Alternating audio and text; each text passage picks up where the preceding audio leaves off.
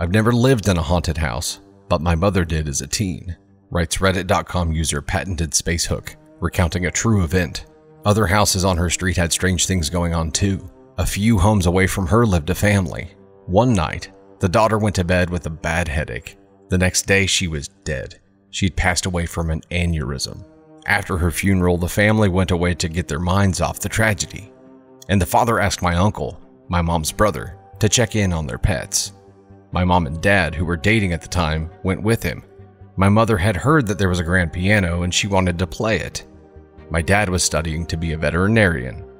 After entering the house, my uncle and my father headed to the basement to see the animals, and my mother went to the piano on the ground floor.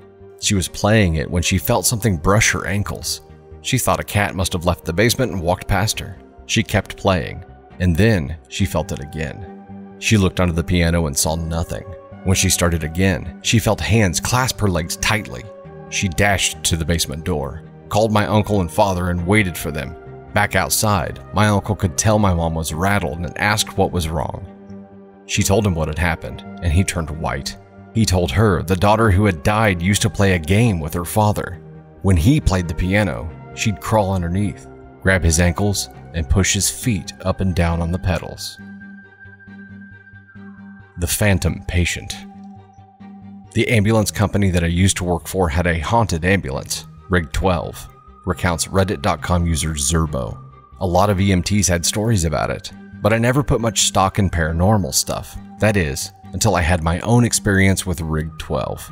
My partner and I were working in a rural community at 3 a.m. It was pitch dark and completely quiet. We were both dozing. I was in the driver's seat, and she was in the passenger seat. I woke up to a muffled voice, but I thought my partner was talking. I told her I was trying to sleep and closed my eyes. I distinctly heard a male voice say, "Oh my God, am I dying?" Followed by a few seconds of heavy breathing. My partner and I sat up straight and looked back to the patient compartment where it sounded like the voice had come from. Things were quiet for a couple of seconds. Then we heard the click of an oxygen bottle regulator and a hiss, as if it was leaking. I turned on the lights and we ran out of the rig. I thought a transient might have climbed in while we were asleep, so we opened the rear doors. No one was there. I checked the oxygen bottles, neither was opened. We didn't sleep much after that. The Impish Ghost. My neighbor Diane and I had a playful poltergeist for years, and we called it Billy. So begins Reddit.com user Abyss Alibi in their real-life ghost story. I'd come home and find something put in a weird place. Milk in a cupboard, toilet paper in the fridge, laundry detergent in the bathtub. Diane once called to ask if Billy had been around, because she couldn't find a gallon of milk. We finally found it outside on her back steps. And sugar. Darn sugar.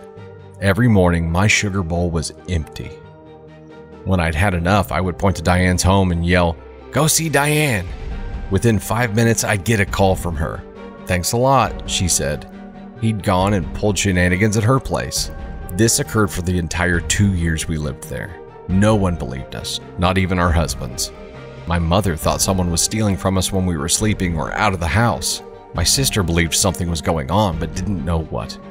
I still can't explain any of it. The Eerie Attic. Before Reddit.com user Diggs Dawes got down to recounting their scariest of ghost stories about living in a place that was obviously teeming with honest-to-goodness members of the spiritual world, they pointed out the irony of ghost stories that begin with the phrase, "I don't believe in ghosts, but..." After all, no matter how a ghost story begins, it always hinges on the notion that, come on, of course we all believe in ghosts. A few years ago, I moved into a one-bedroom apartment in Melbourne, Australia. They went on to recall, "It was my first time living on my own. The apartment block had been built in the 1930s. I'd been there for a few months when I came home from work one day and went into the bathroom. I saw something strange. A wooden board, which had covered a hole in the ceiling that led to a small attic space, lay fractured in 2 pieces on the ground. I examined the pieces. The board was an inch thick, and it would have taken Bruce Lee to break it. I thought the landlord had sent up someone to work on the attic. I was frozen stiff with fear.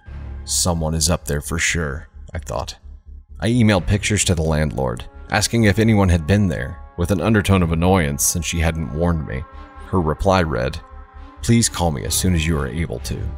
I called, and she explained that her last 2 tenants had had the same thing happen. She promised to replace the board, and she did. A month later, I woke up one night around 4 a.m. My body was covered in goosebumps. It felt like something was rubbing his or her hands on me. Everything was silent, but then I heard a dragging sound come from above my bed. It was as if someone was pulling a sack of potatoes. I froze, convinced someone was up there. There was no way an animal could make that sound. After 5 minutes, I worked up the courage to turn on the light, armed myself with a cricket bat, and walked to the bathroom. That's when I saw that the new board covering the hole was broken in 2. I felt sick. The dragging sound had stopped, but I heard something else. Whispering. The sound was clear and coming from the attic. It sounded like children's voices, and I could hear one sentence repeated over and over. "It's your turn. It's your turn." I switched on every light in the apartment to make things feel normal.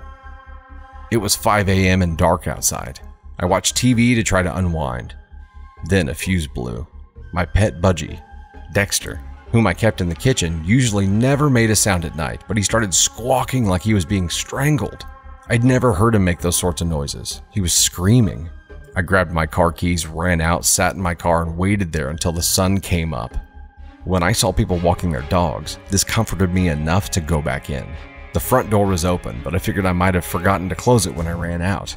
I went to the kitchen to check on Dexter, but he wasn't in his cage. I felt sick again. All my windows were closed, so I looked everywhere inside. When I walked into the bathroom, I heard splashing. Dexter was half drowned in the toilet. I took him out, washed him, and dried him. I was so confused. At 8 a.m., I called the landlord and gave her a watered-down version of the night. "Oh wow, you heard the whispering too," she said. "I stayed in that apartment for another 18 months. I heard the whispering on a few occasions, and twice the board covering the hole in the ceiling moved. Although I live elsewhere now, the landlord recently called. She said her new tenants had begged to speak with me about some of the stuff that's been going on there. Forget it. That's their problem now."